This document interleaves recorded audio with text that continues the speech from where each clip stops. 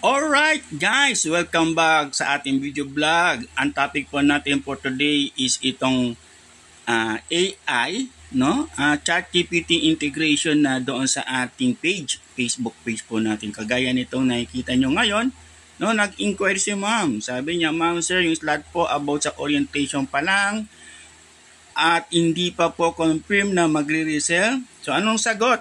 And sabi niya, tama ka. Ang slot na i-reserve mo ay para sa orientation lang. O, di ba?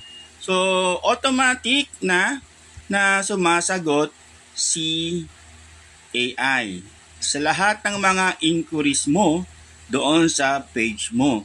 Kaya malaking tulong ito, no, guys, no? Kasi ang gagawin mo lang, isi-set up mo lang siya, gagawin mo siyang matalino, no? Ayan, no, nakapagbigay ng information.